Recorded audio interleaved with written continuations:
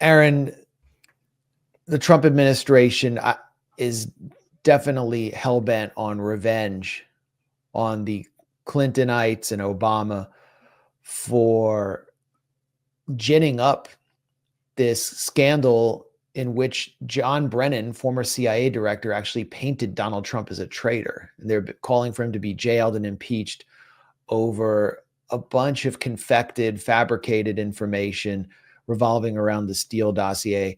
And Director of National Intelligence Tulsi Gabbard has been sort of the central figure in disseminating what the Trump administration has, basically making its case. The New York Times is now reporting that the Department of Justice wasn't clued in on this, which is probably for the better. But what is happening here? Is this actually significant, or is this just Trump propaganda and trying to change the subject from Epstein? Well, I do think it is Trump trying to change the subject from Epstein. He's been desperate to do that, and I don't think it's a coincidence that we're getting all these Russiagate revelations now. But that doesn't change the fact that the contents are significant. They are.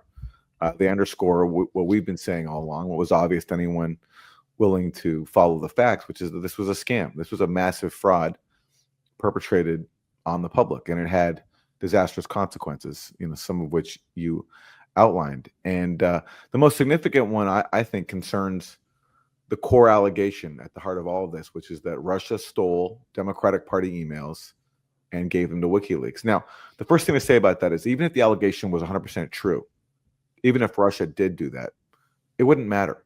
It would in any way justify all this insane mania we got during the first Trump term, which is still carried over, about Russia trying to destroy U.S. democracy and brainwashing millions of Americans through leaks and bots and trolls. I mean, that was a fear-mongering campaign out of the Iraq WMD playbook.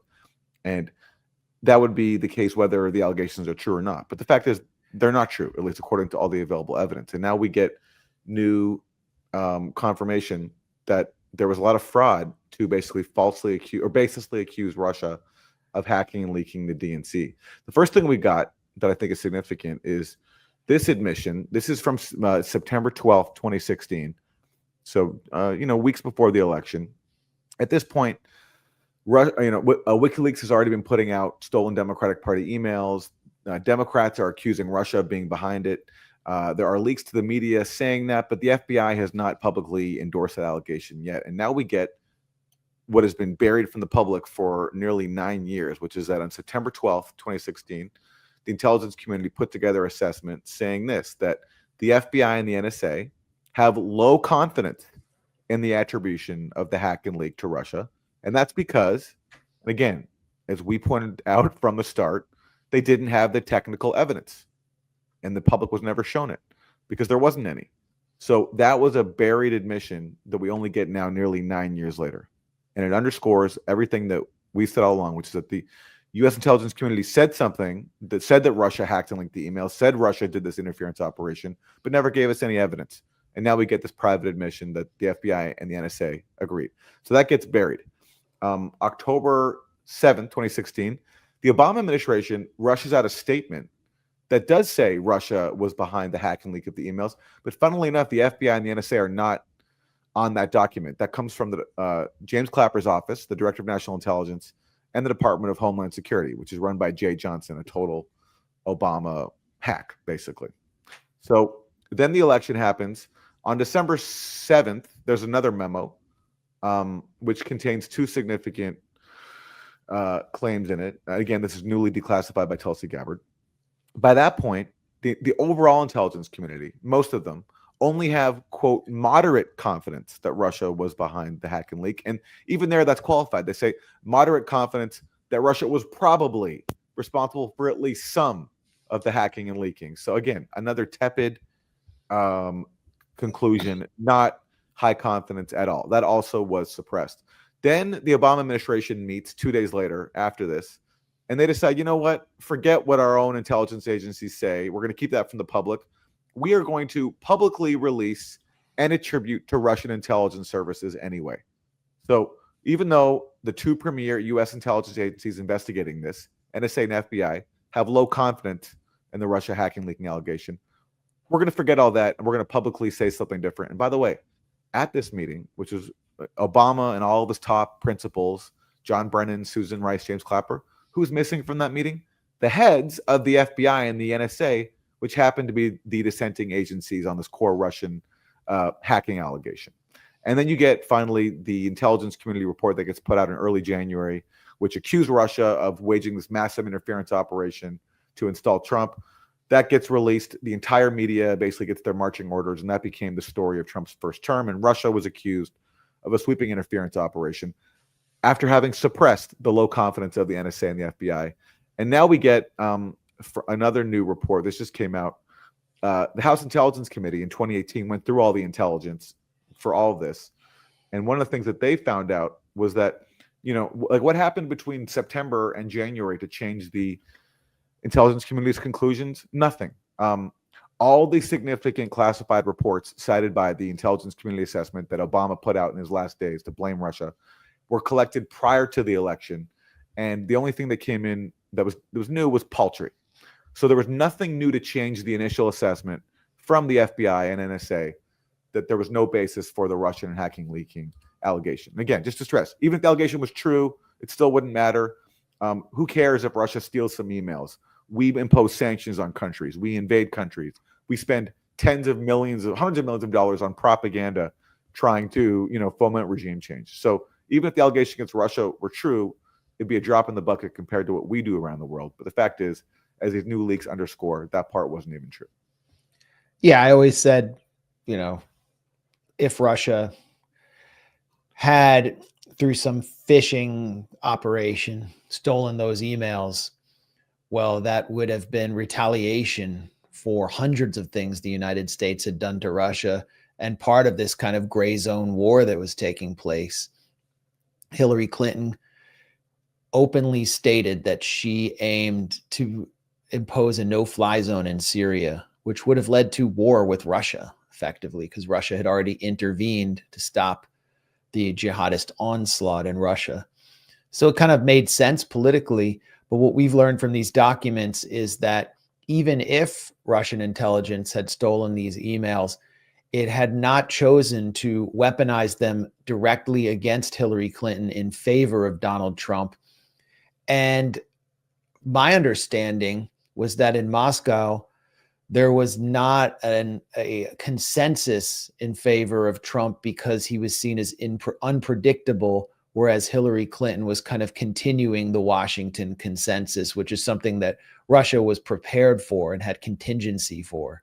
That's exactly right. In the new HIPSI report, new House Intelligence report, they go through all the underlying intelligence about Trump's intentions, because John Brennan put in this thing that Putin wanted to install Trump. And the basis for that is nothing. It's hearsay from a low-level Kremlin mole who John Brennan pretended had access to Putin's inner thoughts, when all this mole had was like secondhand hearsay. Okay, but they also go through other intelligence about what Putin really thought. And what they say is Putin didn't care who won the election because he knew that no matter what happened, it would be impossible to improve relations with the U.S. because of the entrenched bipartisan hostility to Russia and their commitment to waging a new Cold War. That's what Putin actually thought. That's what the House Intelligence Committee writes down. And Putin was actually worried that if the Republicans won, it'd be even more difficult because they're even more committed, in his view, to militarism. So this idea that Putin wanted Trump, and I'm sure he was hopeful that maybe Trump would be different than Hillary Clinton, because Trump, at least on the campaign trail, was talking about getting along with Russia. But in terms of what Putin actually thought, according to this House Intelligence report, to him it didn't really matter, because no matter what, there was an entrenched bureaucracy in Washington that wanted permanent conflict. So the whole Beltway media was in on this gigantic hoax. How are they covering it now? I mean, it doesn't seem to be in the New York Times or Washington Post, from what I can see. The New York Times is focusing on some mistakes that Tulsi Gabbard made. And Tulsi Gabbard, put out, made a lot of claims, accused Obama of treason. She used some very explosive rhetoric. And Tulsi Gabbard did make an error. She conflated basically U.S. intelligence beliefs about vote hacking and about email hacking. And she conflated those two things. But it doesn't really matter, because the documents show that there was no evidence for anything, and that was buried and a different picture was presented to the public. So on the core issue here of whether or not there was fraud, people were lied to, and then whether this was done to frame Trump as a Russian asset, she's 100% right about that. And the media, of course, which went along with all of this, I mean, for people who don't remember this time, this was nonstop. It was nonstop mania. It was insane. And everybody, or almost everybody, got into it. And, you know, Max and I were lonely voices saying that there's no evidence to support all of this, and this is all nuts. But you couldn't do that at the time because that was the narrative that was decided on. So, and watch how CNN covers live Tulsi Gabbard releasing a new batch of documents. I mean, this is hardly information that we should even be repeating.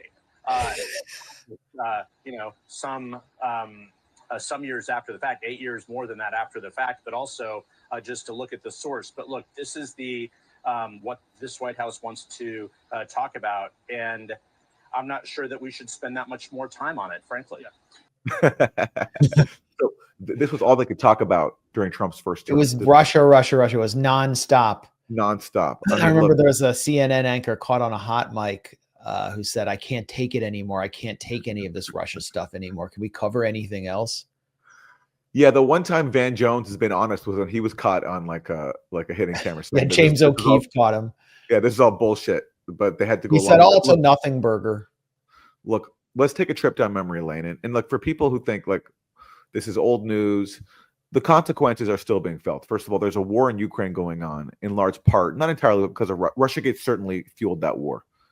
We can go to the history people want, and also look, this also was a use to distract from the actual foreign interference, which was Israeli, which both parties are a part of, including Trump. The Trump transition team colluded with Israel to undermine a vote against illegal Israeli settlements at the UN before Trump even took office.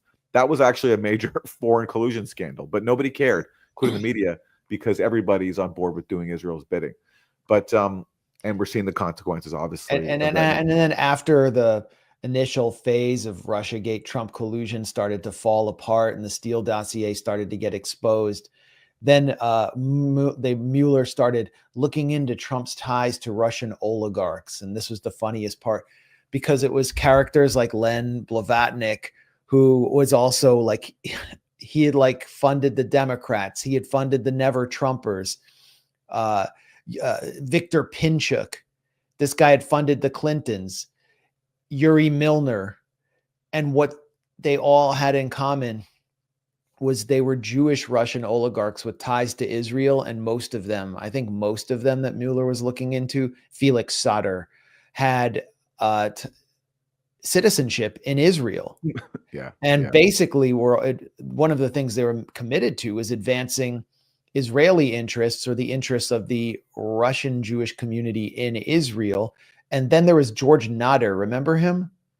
I remember that name. Yeah. And he was the pedophile who was setting up some meetings with Russian oligarchs. And his name got out there. He's from the United Arab Emirates. He became a central figure in Russiagate, connected to Trump. He was probably a Mossad asset or a Mossad agent. And George Nader's main objective was connecting the Gulf states with Israel and setting up the early stages of what became the Abraham Accords.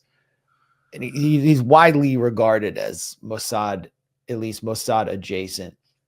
So Russiagate in many ways was just Israelgate, and we're still living through Israelgate, the real collusion scandal, which overlaps with Epstein Gate. I don't know why it hasn't become a gate.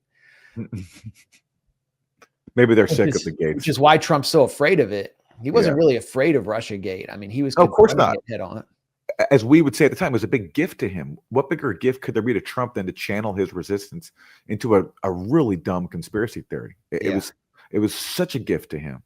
And to also militarists inside his White House. There's a recent article in the New York Times saying that, you know, people in the CIA and the Pentagon who were like covertly fueling the then, you know, low-grade proxy war in Ukraine and the Donbass, they were thrilled that the public thought that Trump was doing Russia's bidding because that gave them the cover to actually give more weapons to Ukraine and fuel the proxy war there. So this was a big gift to neocons who took advantage of it. John Bolton called Russiagate a not to be missed opportunity because this mean we had liberal buy-in to really taking on Russia, and for him that meant doing things like not only arming Ukraine, but tearing up the INF treaty, which he did as Trump's national security advisor. And people like Adam Schiff and Rachel Maddow were too busy hyperventilating about Russian troll farms to care about Trump tearing up a really important arms control treaty with Russia and therefore making the world much more dangerous. How much time was wasted by MSNBC and many people on the alternative media fantasizing about Russian oligarchs controlling Trump when he was actually controlled by U.S. oligarchs, including the Adelsons, who gave him tens of millions of dollars to do the bidding of Israel. No one ever paid any attention to that. Instead, corporate media was flooded with, foreign interference, fear-mongering like this. Russia hacking the election to elect Trump is the end of our democracy. Votes were affected. Russia hacked the election to tilt it to Mr. Trump. The Russians definitively hacked the election. Russia did hack the election. No doubt. Hack the election. The election. Yes, Russia hacked the election. Fact, Russia hacked the election. President-elect Donald Trump still not sounding convinced that Russia hacked the election. The president does not want to come to terms with the fact that the Russians hacked the election. President Trump says he still wonders if the Russians hacked the election. If you can get him to accept that Russia hacked the election, see if you can get him to accept who won the Civil War. If he admits it, it casts a shadow on his victory over Hillary Clinton. Russia hacked the election. So this goes on and on and on and on and on. This was just, like rinse and repeat. This was the script for the first years of Trump's presidency. And again, I just have to point this out. Everybody bought into it, with the exception of a small fringe on the left and some people on the MAGA right. And we talk always, like alternative media wants to hold media accountable for their lies. Well, this was a really damaging one, and there's been no accountability for it. So that's why it's important that these disclosures are coming out, because they show us, for those who care about facts, there was massive fraud, and it was very consequential.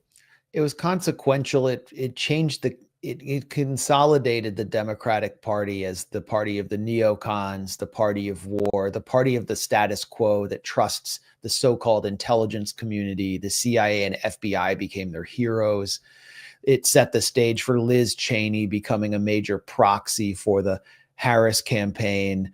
I mean, it brought in all of the coastal elite elements into the Democratic Party and gave them control over the narrative. And it's, all the elements of the Democratic Party of the past that, it was a more diverse party in the past, but you had, union elements focused on class, or you had, anti-establishment, anti-war elements left over from the 60s and early 70s. Those were all destroyed. And the CIA and the state within a state whose budget we're not even allowed to know basically took over the media, worked directly hand in hand with the media to stage a kind of coup. And it's actually remarkable that this coup failed. And John Brennan was the man directing it all. John Brennan, when he was at the CIA, was seeking war with Russia and using Syria as a channel to start war with Russia. And I'm fairly certain that substantial sectors of the so-called radical left in the U.S. had been subsumed as well by some kind of COINTELPRO operation, although many of them didn't even need the FBI to give them instructions. They were so prepared by years of humanitarian interventionist propaganda to support all of this. But John Brennan actually went out to Congress and just straight up lied, the former CIA director. James Clapper, he constantly perjured himself over surveilling the American population. So as Stephen Cohen argued, this was intelligence gate. That's right. And that's what I think we need to focus on. Those of us who focus on the malign role of the national security state in American life is we can't let this go, even though Trump is using this as a deflection from the Epstein files. The CIA plays an extremely malign role in the US. It is not actually, and former CIA figures, Michael Hayden, John Brennan, James Clapper, they're waging war on our minds and on our society after they supposedly leave the agency, and they work hand in glove with the media. So that's one of the big takeaways. Here's John Brennan perjuring himself. Did the CIA rely on it? No. Talking about Steele Dossier. because it wasn't part of the corpus of intelligence information that we had. It was not in any way used as a basis for the intelligence community assessment that was done. It was not. That's just a straight up lie, as the new documents confirm. Brennan pushed to have the Steele Dossier included in the intelligence community assessment of January 2017. And when his own analyst pushed back, he said, well, it just rings true, doesn't it? That literally was his response. Yeah. And so it was referenced in the body of the ICA. It was also there was a 2-page summary in the. So I don't know what he was thinking there, lying to Congress. He maybe felt he had so much impunity being a former director of the CIA, he can do anything he wants. But that's a lie. And if they want him, they can. I mean, they have him there on a perjury charge. Yeah. If they want well, him. that's what should happen. Yeah. And I think, beyond all of the partisan hysteria, we need to see a former CIA director go down for lying to the American public and to Congress and leading us on a path to war with a phony document whose creation was initially funded by the Neocon Never Trumpers around the Free Beacon, then passed on to the Clinton campaign through Perkins Coie, and then funded for a time by the FBI, which intended to, the FBI actually funded the continuation of the Steele Dossier, and wasn't Bruce Orr, some FBI agent, somehow involved? Yeah, so Bruce Orr's wife worked for Fusion GPS, which was the firm behind the Steele Dossier. And so Bruce Orr and his wife were basically conduits between Steele and the FBI. And yeah, they paid Steele a lot of money. They relied on him for surveillance warrants. The FBI says that Steele Dossier had nothing to do with them launching the investigation into Trump and Russia. But somehow we're supposed to overlook the fact that weeks before Crossfire Hurricane, the Trump-Russia investigation was launched, July 31st, weeks before, Victoria Nuland, people who watch the Grayzone know who she is, senior State Department official, key figure in the Maidan coup in Ukraine, the Ukraine proxy war. She tells an FBI agent to go meet Christopher Steele. And it's at that meeting that Steele hands over his dossier. And then a few weeks later, the FBI opens up the Trump-Russia investigation and proceeds to rely on the Steele dossier for surveillance warrants and leads. And they want us to think that Steele had nothing to do with the FBI's decision to open up the investigation. And to issue FISA warrants on figures like Carter Page spying on Americans. We don't know. There's so much more to know here, but it's a very clear, stark illustration of the corruption and malign role that the FBI and the so-called intelligence community play in just shaping an entire political narrative for years, and shaping media coverage and hacking the brains of America and turning the Democratic Party into the Neocon party, or returning it to that phase. And look at who they're running for governor here in Virginia, who's probably going to win, a former CIA agent, Abigail Spanberger. You have all of these, Alyssa Slotkin in Michigan. You just have all of these CIA Democrats running around, and they're basically, all of them are AIPAC stooges, but they're also getting these seats bought for them by their former agency buddies who control influential companies, control high-tech industries. It's a continuation. This is just one aspect of a larger coup in American life.